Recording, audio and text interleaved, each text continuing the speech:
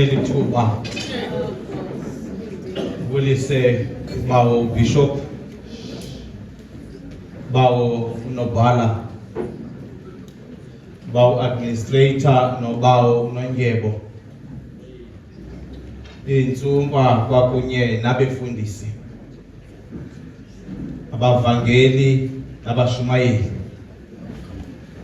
amadodana omama befundisikazi nomama umongamelikazi omama unoBhayibhile omama bonke bokuthandaza intombi nolutsha ne-church choir yasekhaya nendwendwe ezingaba zikhona phakathi kwethu namhlanje ngale njikalanga livumeleni inibulise ngelihle igama lenkosi ngiso amen. Bawo bishop masi fumane ilizwi phambi koba sigoduke ncwadi yomprofeti uYoweli isahluko sesesibili isifundo sethu uYoweli Joel sahluko sesesibili ivesi ye-13 nikhazule inhliziyo yenu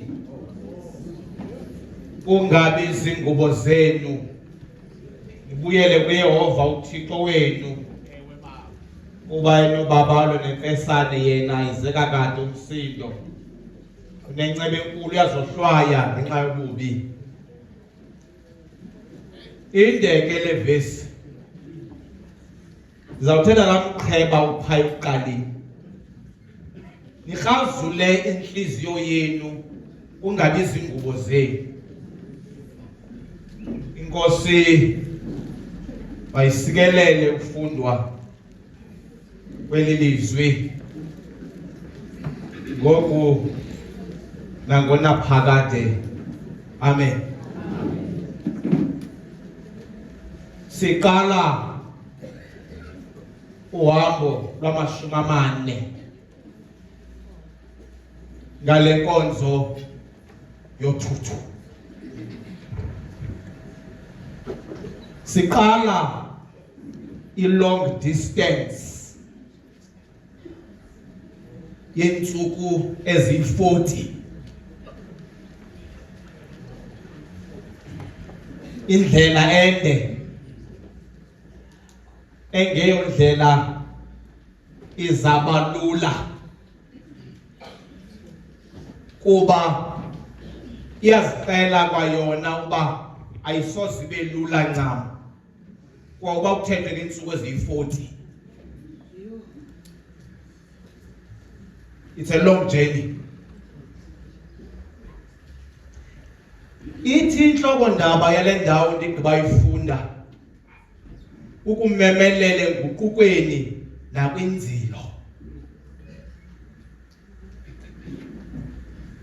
Ngamanye amazwi umprofeti uYoweli usenzela i-wake up call.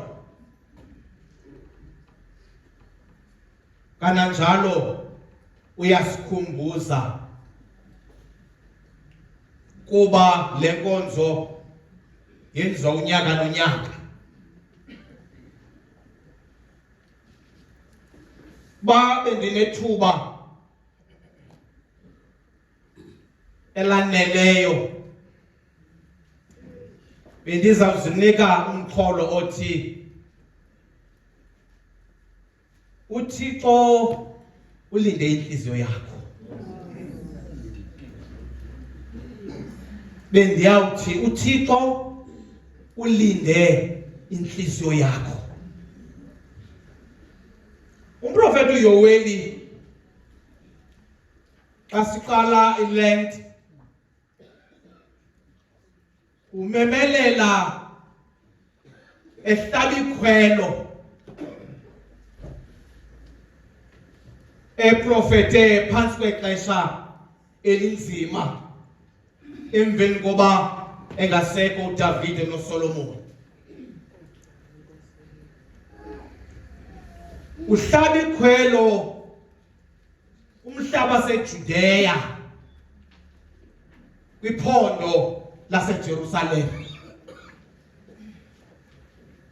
Uhlaba ikhwelo lanto umhlaba waseJudeya ubulekhisha ngemoral standards.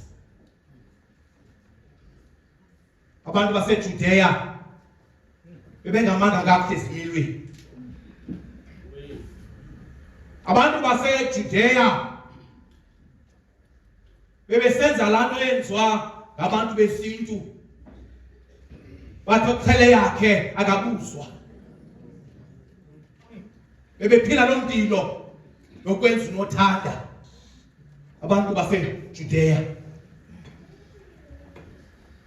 Wathi kuba umprofeti uyimessenger kaThixo ekufuneke iphethe umyalezo kaThixo ubheke kwirecipient usuka kwisenda enguThixo. Kufuneka eqinisekisile ukuba umyalezo uzawufika. Wathi uprofeti uJoeli, yintoni nale embi kangaka eniyenzayo msiwaseJudeya? Noyijikeleza kude kube nini na indaba yesono ningafuni uphuma esonweni esithi uThixo isono seyithintela insebenzo kaThixo? Ngabuya nini? Uthi umbhalo uJoeli umemelele lokhwelo uthi buyani.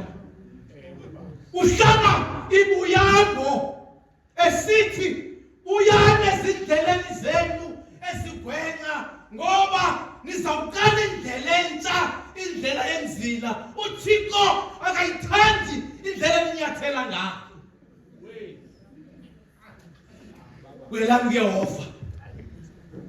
Uthi ke ngoku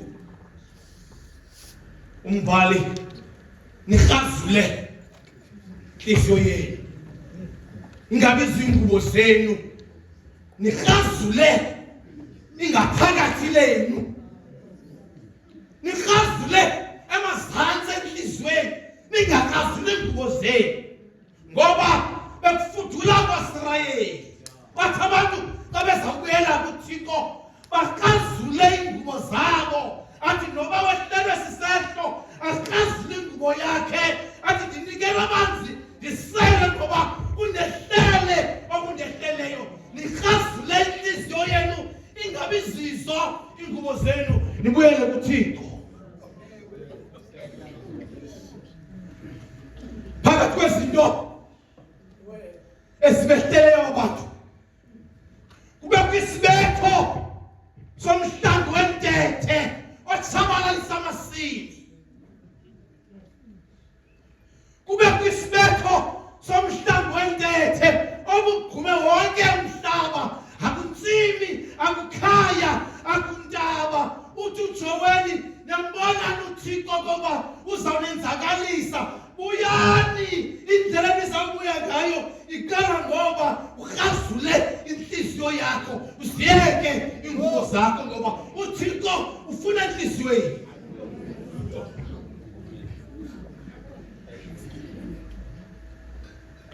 Uhazula njani inhliziyo?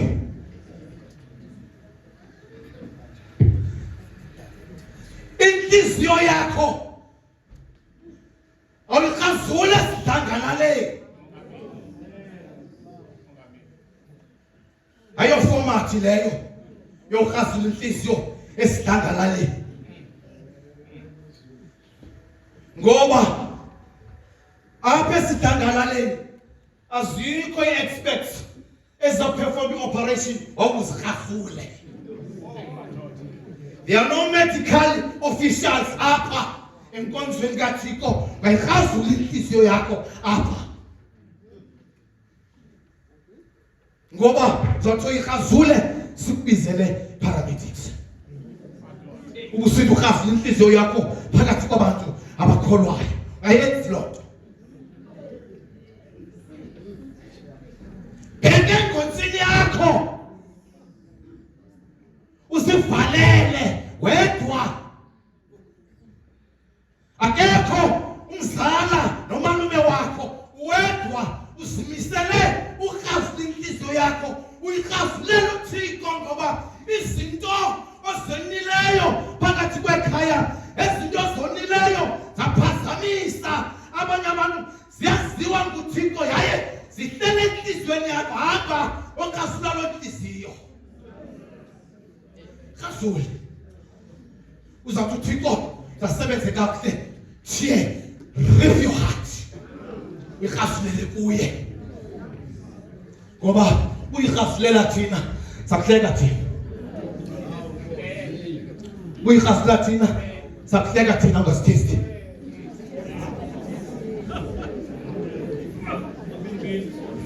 Phaya engonsini yakho kulapho uzawuthi isicela phambi kwakho zonke inkohlakalo zami ukusuka nokuhlala kwami kuyaziwa nguwe endizenzileyo esingabonwayo ngabantu kodwa esiboniwe nguThixo ngizowukhafula inhliziyo isicela kuwe Thixo nikhafule inhliziyo zenu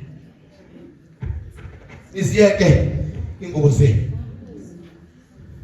ngoba ingubo zenu zizawuphinde zithungwe kodwa inhliziyo yona xa uyikhafulele kuThixo uye yedwa ozawuphefoma indlela yoyingciba inhliziyo yakho ngoba uzawuthi emphefumulo wakho ndiva ndonwabile kanti uThixo uyithungile inhliziyo yakho ngoba uyikhafule unyanisile.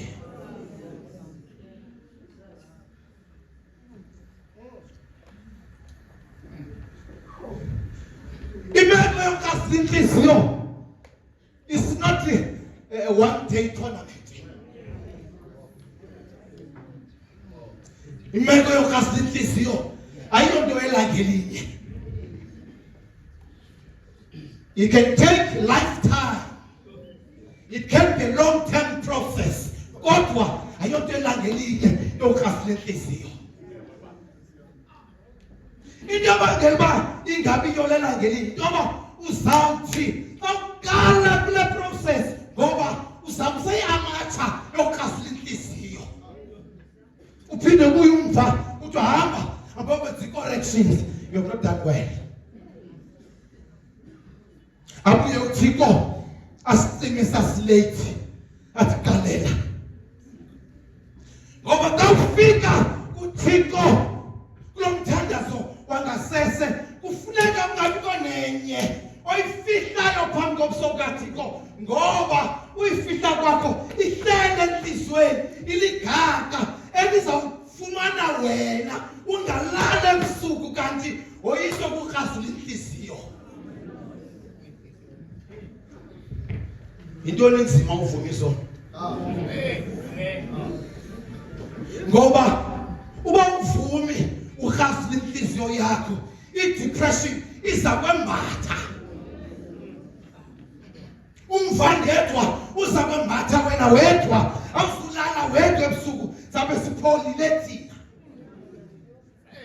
ngoba nathi sine-period zethu sokukhafula inhliziyo. Haye xa ukhafula inhliziyo akho khampani efunekayo wama wedwa yeke lento okwenza inkampani koyokwenza into hayi masana kawube independent yozikhafulela inhliziyo yakho uThixo ngoba imaterial i-veins ne-arteries zenhliziyo yakho asifani nezommelwane wakho. Indlela elimpompa ngayo igazi xa liphuma kwi-aorta libheka emzimbeni ayifani ipace yokubetha kwegazi. Khafula inhliziyo yakho wedwa nikhafule inhliziyo zenu. Inzila ke bentabeni sanele ngoku xa sisithe egameni lakwaBishop akuyozilwa ikhwelo lihlakiwe inkonzo kodwa ungathi xa uyozilwa iqalile lelente sendisela nje amanzi odwa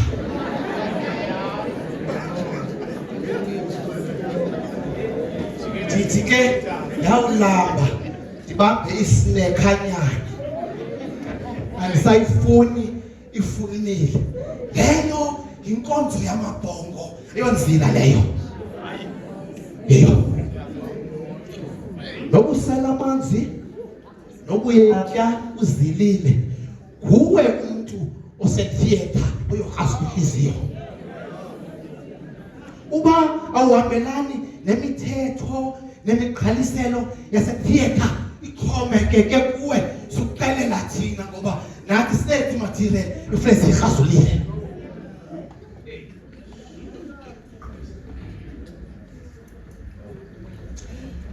take time to reflect with-flaws zakho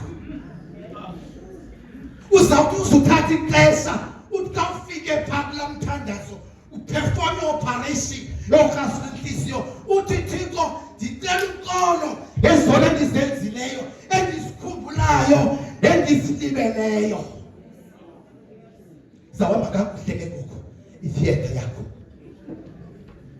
akuzuthi sele befikile ogqirha phezu kwakho baske bathi imeko yakhe i-critical but stable abasukuthi basetheater xa uhambelana nemithetho yasetheater bazawuthi she is recovering bit by bit not critical but stable recovering bit by bit because imithetho yokuhazula inhliziyo uyibambile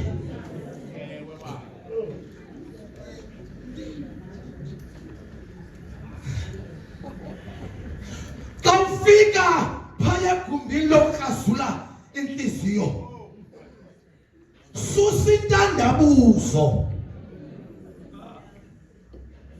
vuma okokuba wonile ngoba phaya kwelaa gumbi lokuhazula inhliziyo ipride ayifuneki zawubuyisa umva i-change appointment yakho kuthiwe yangomso ngoba imithetho yasetheater yokuhazula inhliziyo ayigcinanga sakhe sibize ifamily yakhe ngoba le patient ingathi ufuna uba difficult nihazule inhliziyo yenu ingabi zizo ingubo zenu ngoba xa uhazule ingubo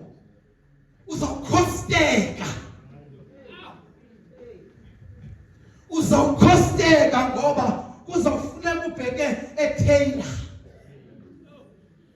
kuyokwenziwa i-alterations ngoba uhazule ingubo kanti phaya le theater kaThixo kwela gumbi uthandaza kulo kusetyenzwa ngomoya kusetyenzwa ngomoya ulo athi xa ithetha ngawo umculi athi singxamele ukuhla kwakho moya oyingcwele ngoba zezinye ze-tools zasetheater xa sawuhazula inhliziyo kuThixo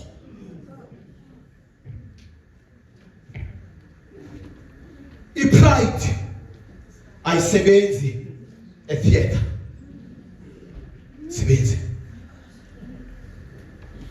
confessa zonke istruggles zakho amadabi owalwileyo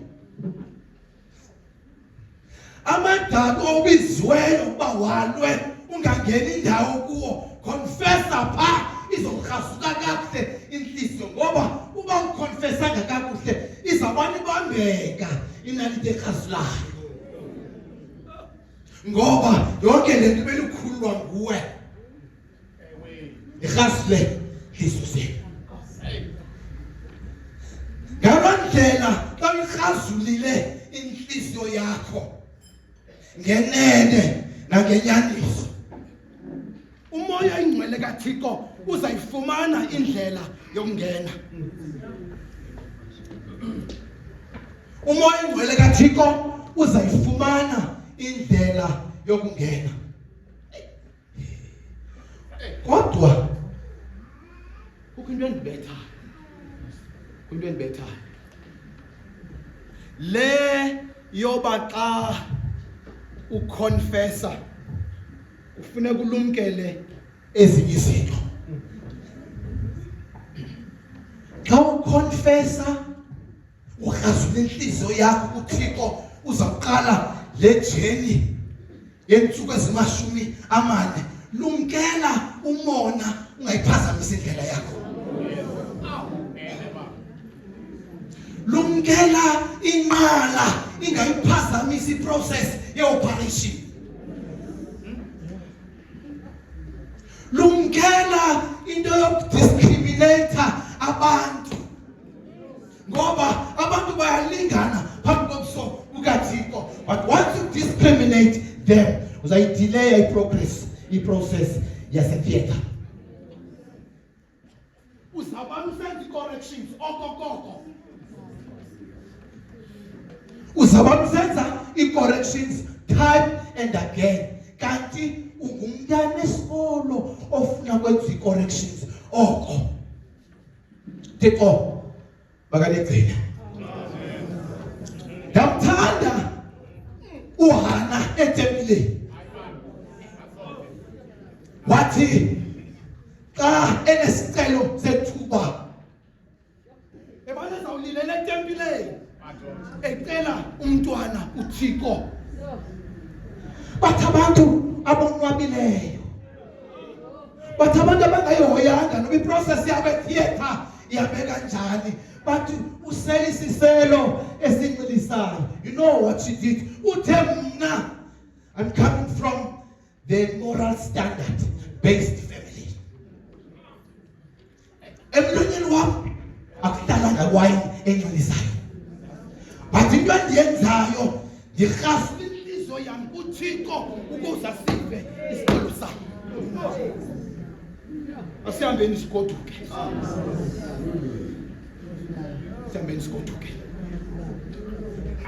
Inye into endiyicelayo ukuba uyokhangela inhliziyo okokuba ekuperformweni kwe-operation irhazula kungabikho izitishi ezininzi. Uba isitishi sibini sihla ngapha esinye sihle ngapha, masibe zibini, mayingabi manxeba inhliziyo, ngoba izawucaca into yokuba kukho izinto eziqakathekileyo apha kuyo eziyisindayo, ezizawusinda i-equipment yokurhazula inhliziyo. ngokuThixo akazikwazi uhlala endaweni eqakethe eliphakamo nomona, akazikwazi uhlala. Uzabuya umva aye kubantu abakwazi uhlakaza inhliziyo. Khabathi umzekelo kaYesu, umzekelo kaYesu uthe xa iministry yakhe ifikelele esigelweni, ba uyathanda Nkosi, ba uyathanda ukuba kungentando yakho okoba inhliziyo yami irhazulwe ibe nje ngamasoldathi labo bonke amadoda amakhulu akhohlakeleyo, ndibheke phezu kwentaba, kulungile ndizayisela le ndebe mayihlule. Wambile ke otshona phezu kwentaba yeCalvary, nalapho phezu kwentaba yeCalvary he made the last moment. Ngapha nangapha kukho amadoda amabili, enye ithethe into, enye ithethe into, bagilana ngomthetho wasetheatre. Uthomnye silapha ngoba thina sonile, uthomnye sisindise and uzisindise nawe njenge performer enamandla. Wasike wathi uKristu abayazi lento bayenzayo. Batholele Thixo ngoba abayazi into abayenzayo. Into edingekayo kuba ababuye umva babheke emakhaya. Kukho into engenzekanga abakazihazule inhliziyo yabo. Emveni kobe tshino wehlele adesi kwanabafileyo. Yathi inkolo yabapostile uzovuka ngomhla wesithathu. Ahlale ngasekunene kukaThixo ezogweba abahleliyo nabafileyo bezihazule inhliziyo zabo. Akanela ngapho nje. Uthi Thixo uthi xa izabuya kwesibili. Idoctrine is incoming. Uthi bonani uthando olungaka. Nansi performer yethu nangu ugqirha wethu omkhulu evela ngasempumalanga ezophuthuma ibandla lakhe. Lonke ibandla lakhe zonke izigulana zakhe ebezigule ezigqithe itheater yakhe zamkhawulela emafeni. ngoKristu Nkosi yethu. Amen.